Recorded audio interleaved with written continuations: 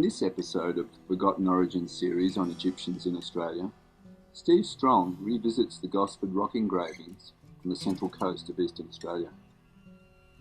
He points out specific links to some previously undeciphered parts of the walls and offers conclusions as to their origin and possible Pleiadian connection. Along the way, Steve continues to nullify any reason to call this site fake.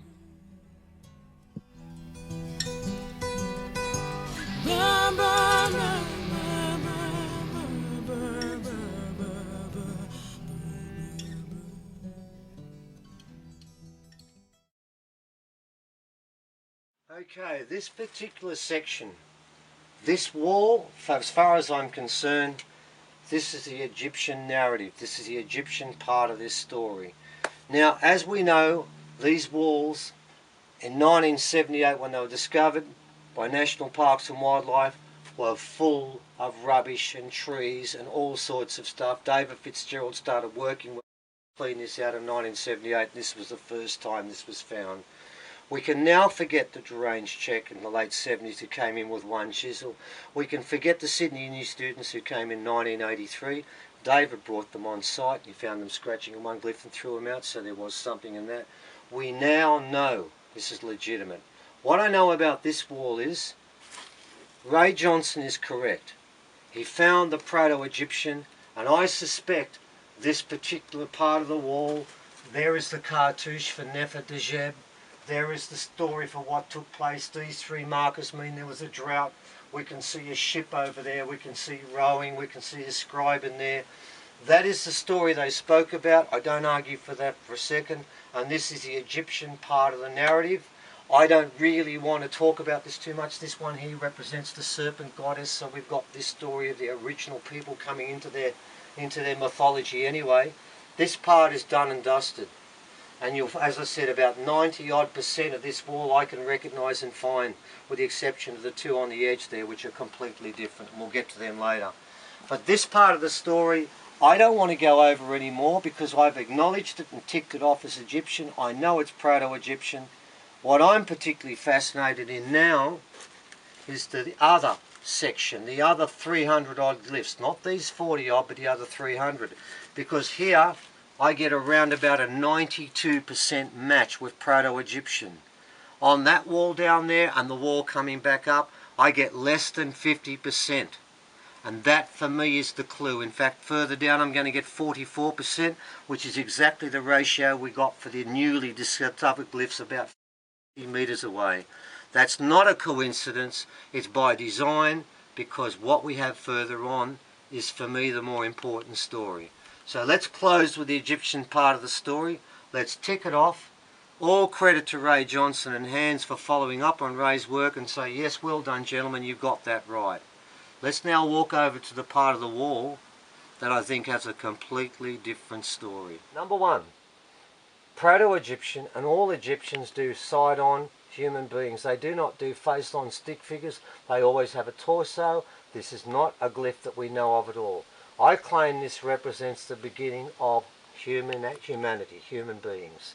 Up here we have a signia, which probably means south, and here you will see three circles, 1, 2, 3, and 2 legs. Now there is no glyph in Proto-Egyptian that has 3 circles like that. But remember, Proto-Egyptian is derivative of a more ancient script. If you put the 3 circles on top of one another, there is one glyph there which has 3 circles. It's 2,800. It represents chemical. They've been stacked on top of one another with 2 legs. Makes me think there's something going on there. Beneath we have a carving of the Sphinx, which reminds us again, the Egyptians and the original people are in partnership here and telling the same story. Across here, we won't do every one of these. This particular one here means etheric region, but etheric region normally has a ridge there, and flat all the way through. This has a 3rd ridge. Does that mean it's more etheric? I don't know, but we'll work on that later. Beneath here, we have what I consider to be one of the most important glyphs on the whole of these walls. Those 4 dots, there is one glyph in Proto-Egyptian for that, on their own. It represents island. We've got south over here, we've got another insignia for south up there, so I think this southern island, since it's carved here, is Australia. That rectangle, every ship in Proto-Egyptian begins with a rectangle, then has an insignia on top to give us a device and purpose, whether it's a royal barge or something else. We always start with that. So we have island, south, and we have ship. Below those four lines, beneath that rectangle, there is only one glyph in Proto-Egyptian, crystal. What I think we have here is a crystal spaceship landing on this island of Australia. Now the reason I say that is Uncle Reuben Kelly, one of the last really full-on initiated knowing of the traditional law elders of the Dunghutti, left us with a story when he said his people, his ancestors, came here in a spaceship, and when it hit the atmosphere, it turned to crystal. I believe that is part of this narrative. Now when we come down a bit more here, we see the sign for star. We still got that etheric and astronomical sort of link here. But here we have one of the many, and there are 8 glyphs which I think represent a UFO, and we'll talk about them later. Look at this one, bud. Notice the development. This one now has arms. We still have the 3 circles. We now have 2 legs. We have 2 arms. We see a development. Something is growing here in front of our very eyes. Now as we come down, there are some glyphs I do recognize. God, Majesty.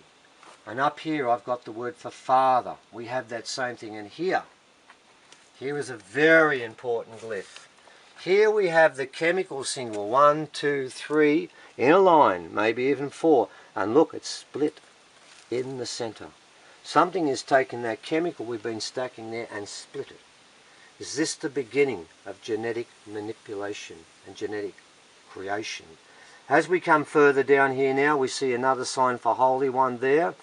We see now a fully developed and much bigger form of the last one. But notice we've still got the 3 circles for chemical, and it's after this has taken place.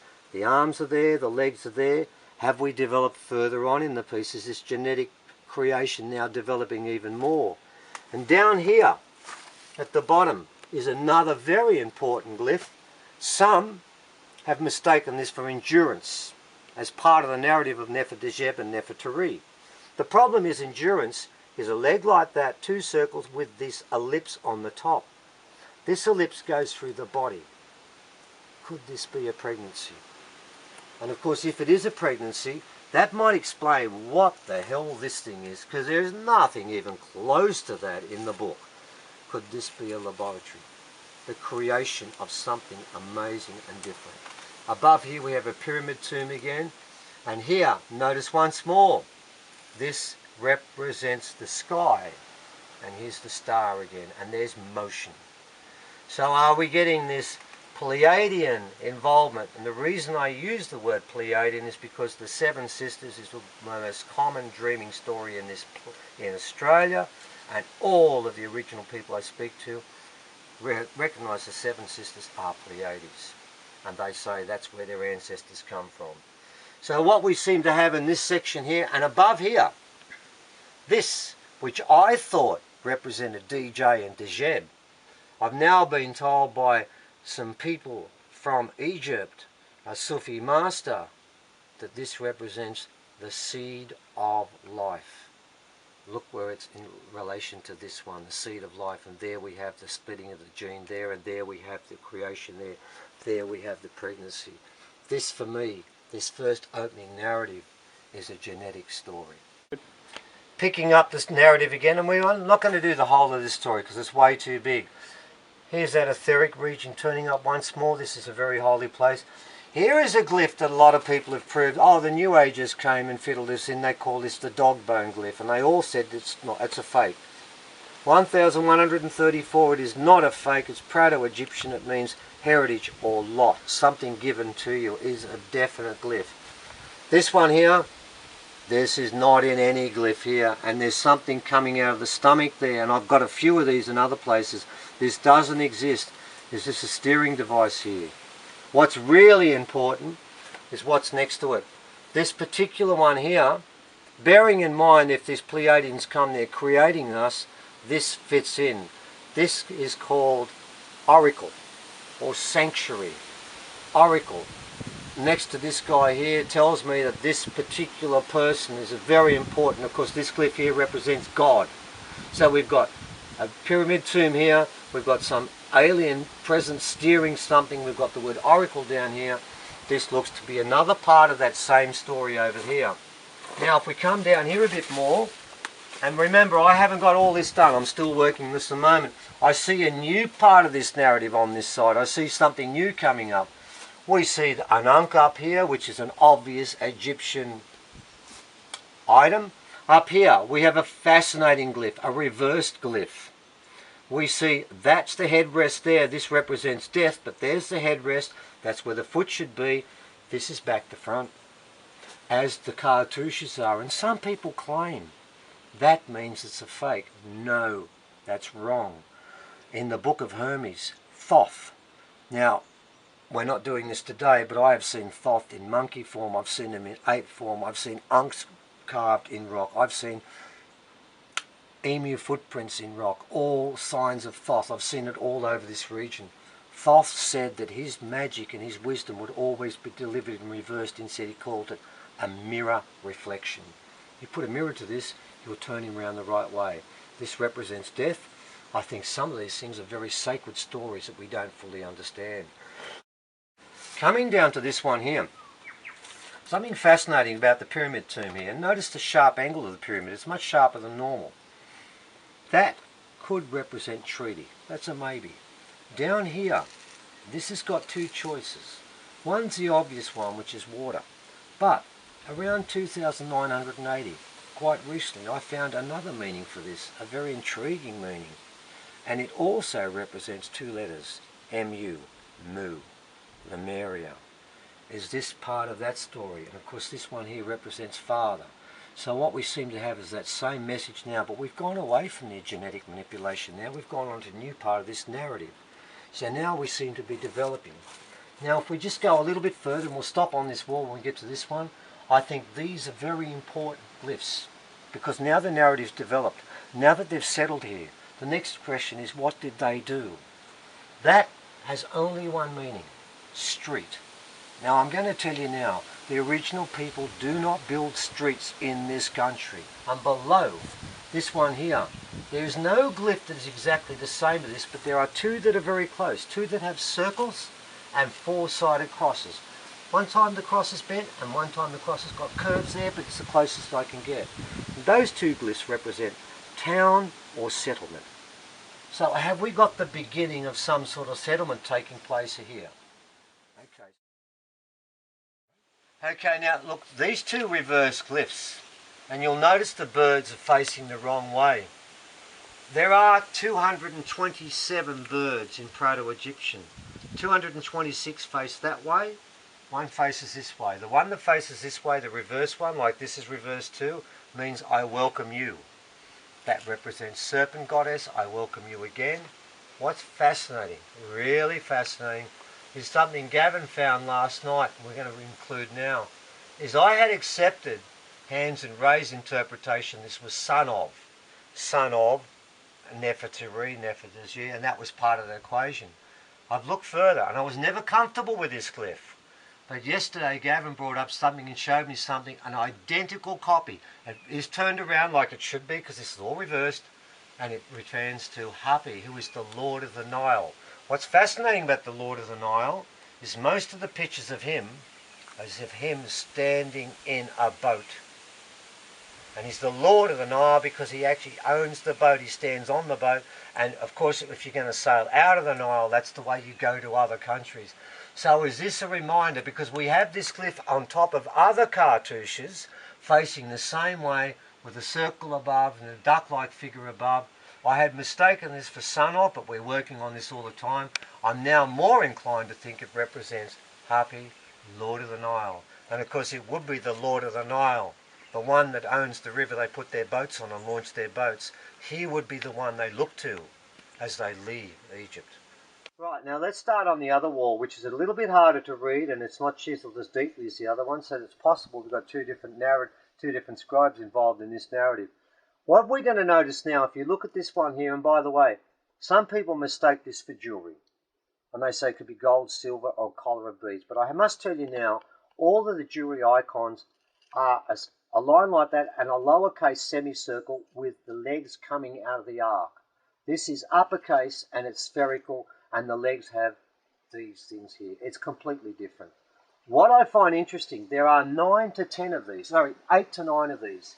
And they have been called by everyone the UFO glyphs. And this is, I think, a very important part of this story. And I think this particular one, and we'll go back to the start of this little section here, we'll begin with this one here. This is what I read here. Here we've got a smaller UFO, and you'll notice that all of these glyphs, the UFO glyphs, all 8 of them, have the same general form, but none of them are the same. And that's the only glyph on the wall that varies in size and number of legs, and sometimes they turn it around the other way. That's very important. 8 of these. I think this is a UFO. I think there you've got 1, 2, 3, 4, maybe 5 there, 6 legs on this one. Then you've got a directional arrow. Now that could represent Egypt, or could represent the Lower Egypt, one of the dynasties there, or could represent a design and passage of where we're going. If you look very carefully there, we now have another UFO. There is 1, maybe 2 lines in that, and it's a smaller one than that one. Now we move across to, and notice again, can you see the staff coming out of the middle? It's not as big as the other one, but it's reappeared, and this is not a glyph that's in Proto-Egyptian. And you'll see he's sitting in a chair. UFO, UFO, direction. Now, this is a glyph I recognize. It will be, probably with the exception of that, it's called Holy One. But he's sitting in a chair. That doesn't make sense. But look what we've got after that. We've got the glyph for Lord. Then we have the rectangle again, like we had before. And here we have 3 of the 4 crystal lines marked out again. But they've been turned upside down and split apart. Is that an indication that the crystal spaceship is breaking up? Then when we go further along here, we have a bigger spaceship. One of many, but the biggest of all of the ones we've got here. Is this the escape module? As that crystal spaceship breaks up, are we seeing these 8 different stories of the escape? As the crash takes place, they jump into spaceships and then they come down to this Earth, and so begins the process we saw on the other side. And you'll notice here, we have no story of genetic manipulation because this is another part of our story again. Directly above that crash site, we've got another spaceship, but notice this one has been turned upside down. I think that's to give us an indication that this escape was hurried and quick and not everyone was fully prepared. And you'll notice once again, there's our friend again, back up there one more time, same thing taking place.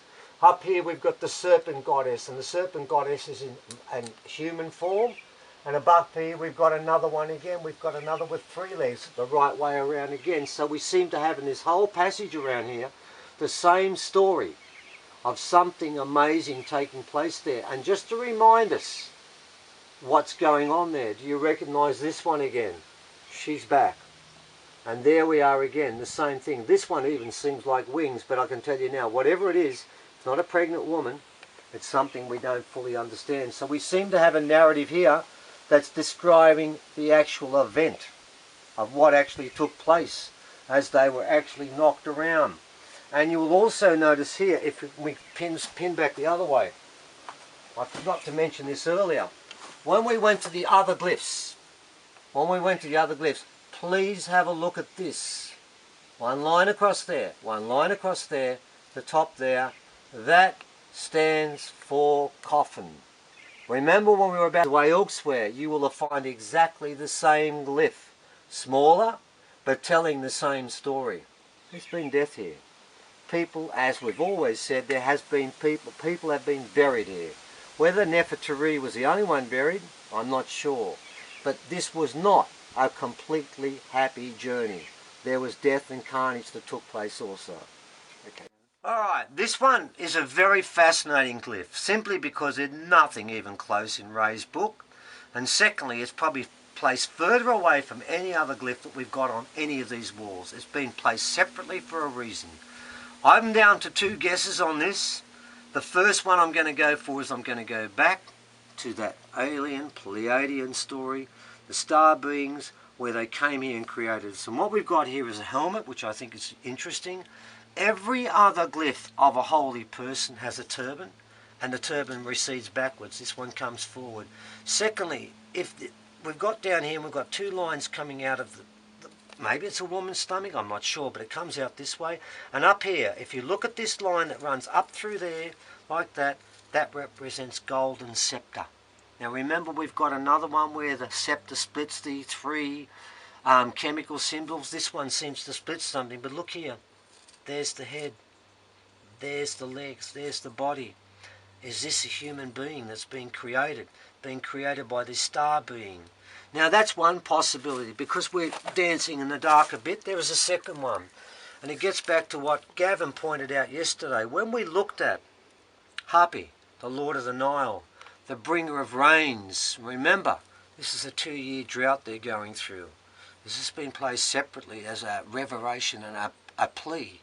What Hapi had was, he had a headdress nearly identical to that in some of the stuff we looked at.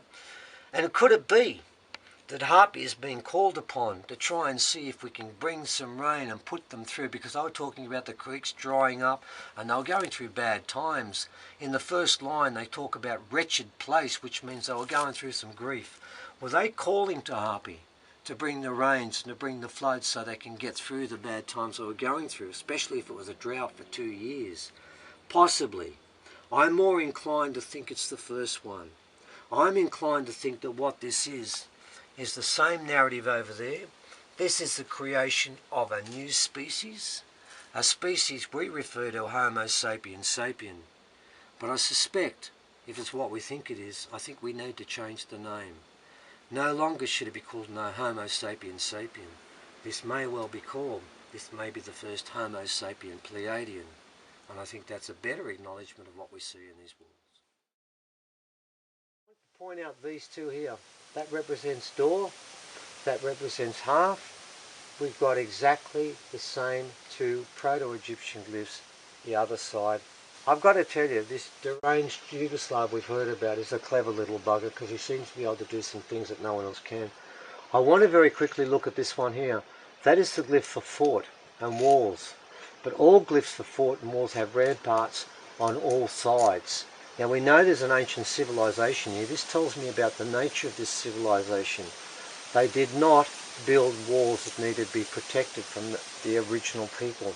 This indicates to me, since these two markings here haven't been marked in, that this was a peaceful, cooperative venture between people that were working together. And there was no need to protect themselves like the British did, and the French did, and others did when they came here, because there was no conflict.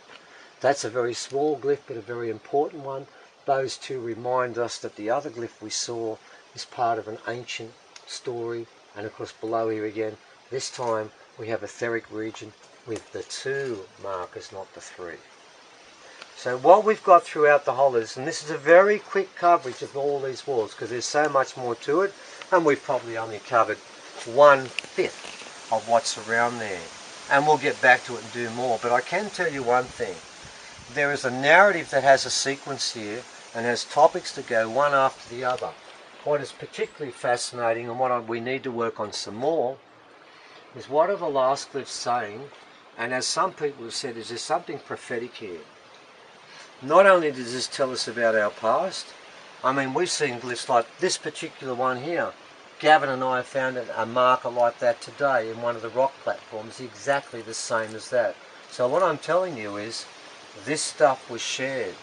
These markings we see, they are original markings that over a period of time when the Egyptians came here, and remember, Proto-Egyptian is the first form of writing the Egyptians used, and people often wondered, where did they get the inspiration?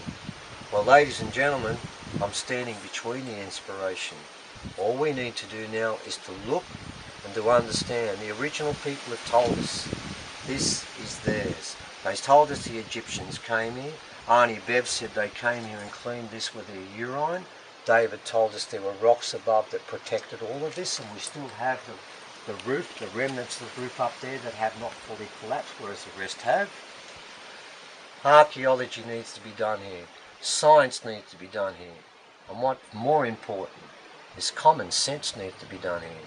The elders have told us this is original and this is Egyptian. The white fellas tell me it's a hoax. Who do you believe? I know what I believe.